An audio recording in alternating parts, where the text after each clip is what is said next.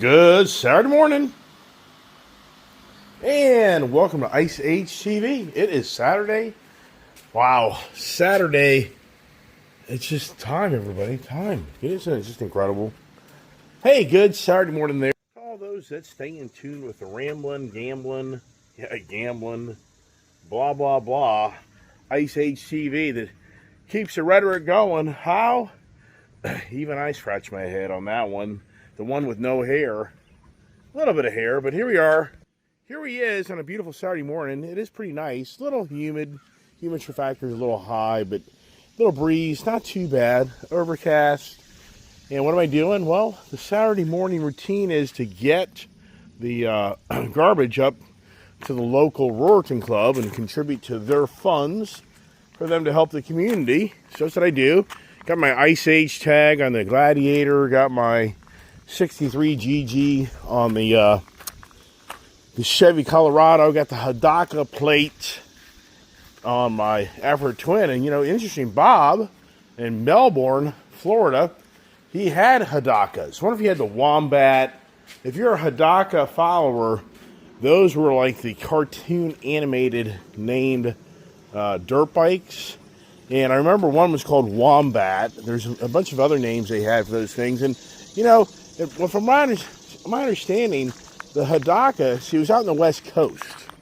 Hadaka was popular out in the West Coast, like Bull Taco, a Mexico product.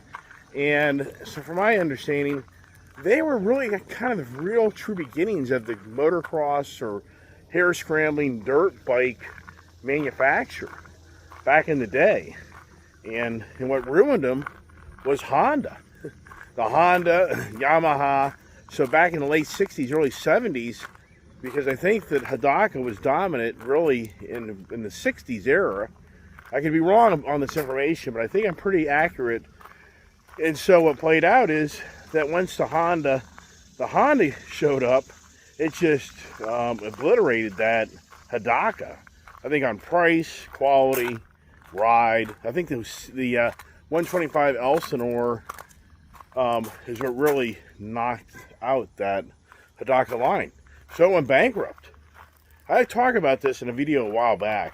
Hadaka went bankrupt, and a bunch of guys that work for the Shell fertilizer business out there in the West Coast, older guys, bought out the bankruptcy and brought them back into business. And then these like 3 or 4 guys couldn't find a dealer network, so they got creative going to these agricultural facilities, these co-ops, and putting these dirt bikes at these facilities. So their dealer network was really just a terrible infrastructure. Well, at the end of the day, they had to close shop once again and never heard of Hadaka again. But I always think Hadaka is a cool name because it's a Honda. So I'd always be curious. Somebody comes up to me on my Afro Twin and goes, "Hey, is that a Hadaka? What the hell's a Hadaka?" I'll be like, "No, it's a Honda, but do you know what a Hadaka is?" All right, you got to get in here, check on the dogs, and got to get going with garbage. To get the emissions on this Jeep, it's just this area, Virginia, I mean, you can lose a lot of time in this area just taking care of your cars. How'd the dogs do overnight? I didn't get them in here last night till late. Yeah, they ate the couch. Isn't that nice? Hey, I'll be right back, buddies. Why are you barking? Come on, pups. Come on, puppies. Bob from Melbourne is like, hey, hey, come on, chill out. The bird feeder on the side and the water fountain there. Man, I tell you, they haven't seen each other all day, right? Hey, stop it. Jeez. Yeah, because the water gets stagnant in there, and I don't want the dogs drinking stagnant water. I don't need another fiasco with these dogs getting, you know, we don't know. With good old Kiefer, it'll be a mystery forever. How the hell why that dog got lepto and none of the other dogs got it, and they weren't vaccinated for it, so who the hell knows. But anyways, that's your answer there, Bob. I did tell him that on the comment section. I'm glad to hear Bob and Terry are, you know, they seem to be getting through the loss of Stormy, which, I mean, you never really get through it, but I guess you could say you you deal with it in life. Here we are with the Charger. Plumb crazy. I love the conversation of on my channel on the repo conversations. I mean, I get a kick out of it. I enjoy it. The reason I enjoy it is because it means you watch my channel. I mean, that's one thing about making videos.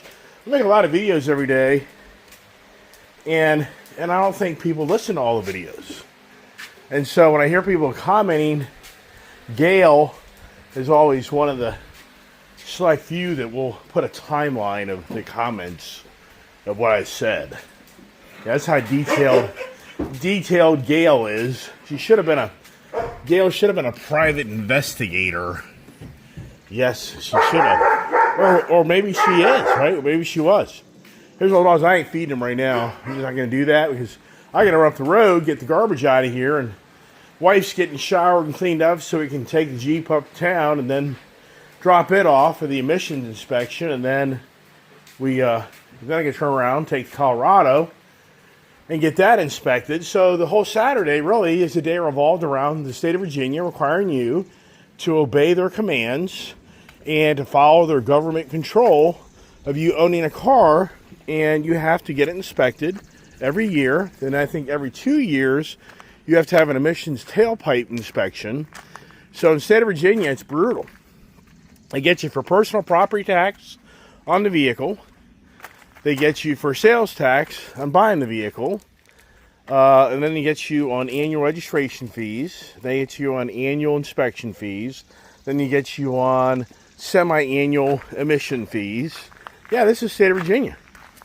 A lot of people think, it was the founding, the state of Virginia was the first founding of the colonies of the country. You would think that the people who escaped the rule of England, you'd think that the Virginia Commonwealth would be a little bit more friendly of not being under so much control, wouldn't you? Isn't that something to think about that? I mean, come on. That's incredible. And that's what I think is, we are right now in very weird times, everybody.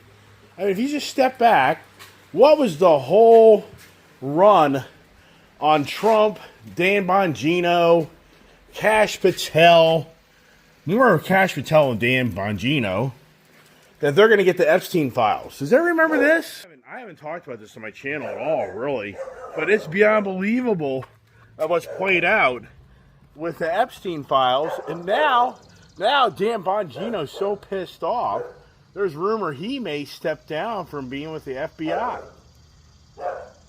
Why Dan Bongino? He's a dumbass. I never have been impressed with Dan Bongino. I'm sorry. I know the guy has a lot of credentials. I've never have been a fan of Dan Bongino. And I think the guy's a dumbass. And the reason I think the guy's a dumbass, he leaves his lucrative podcast, his social media to work for the FBI, and he thinks he's going to get something done. You're not. I mean, it cracks me up on how people think things through. You're working for if you haven't, I have to say, I guess I've been exposed more than other people have been exposed. But I don't believe it. I don't think that I'm this other guy that's been around the block more than you have. But I'm starting to think that as you get older in life, of the incompetence of who people are. But you think it through.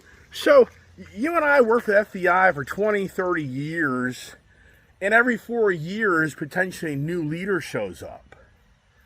I mean, come on. Do you know as well as I do, everybody, it's a tight group of people. They're not going to bend to you being the new guy in town and telling you the way it's going to be. It doesn't work. It doesn't work that way. So for Dan Bongino and Cash Patel to show up, and it's my way or the highway, and you're going to listen to me tell you how it is, when I haven't even been in your agency, I haven't even been in your field per se. I mean, I know Dan Bongino was a little bit, but you're going to be won over, man. It ain't going to happen. It's going to happen. So now they're all pissed off that they're not getting their way with what they want to get done. Yeah, hey, Dan, why'd you take the gig, man?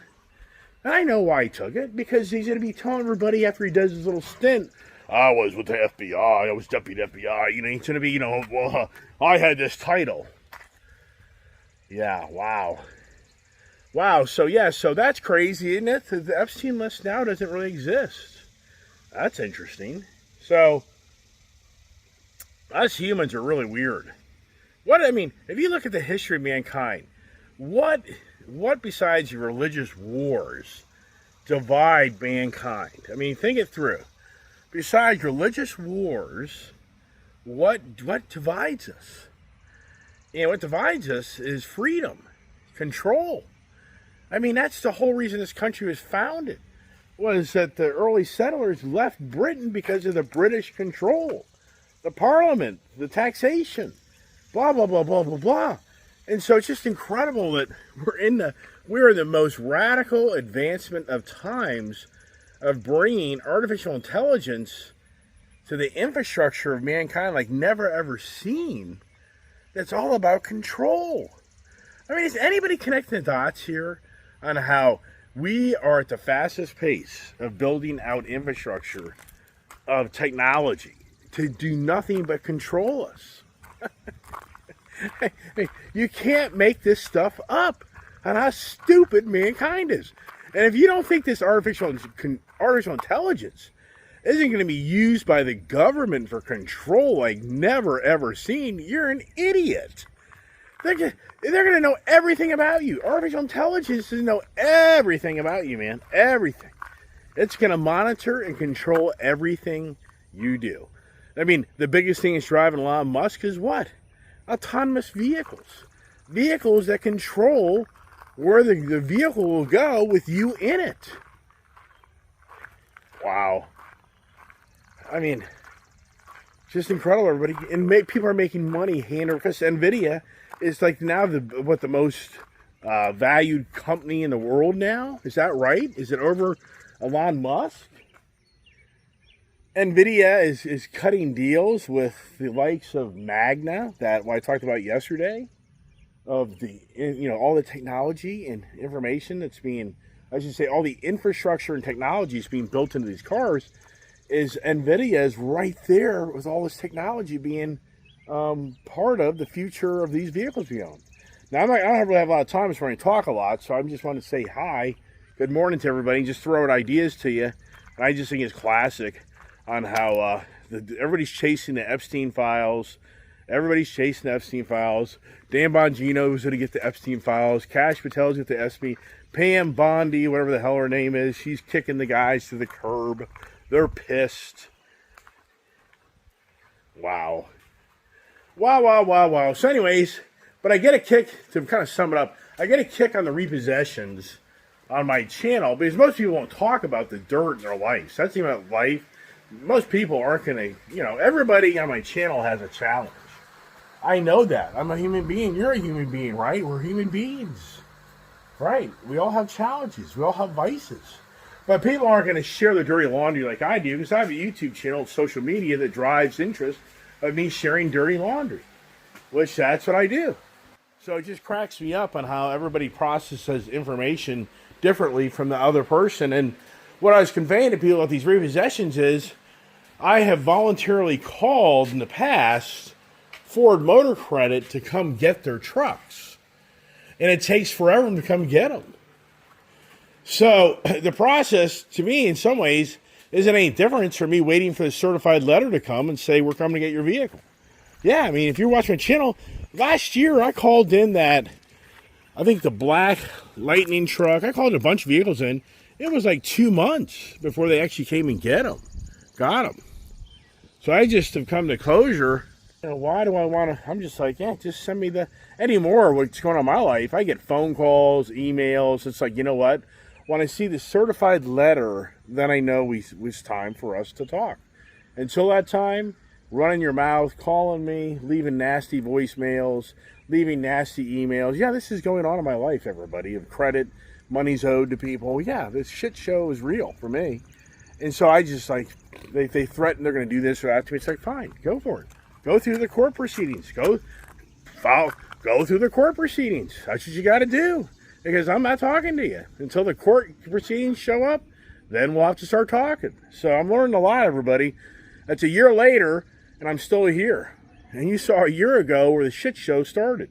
So Now, they were probably walking their dog, as always. And so, yeah, so for me, what's the urgency to get rid of these vehicles?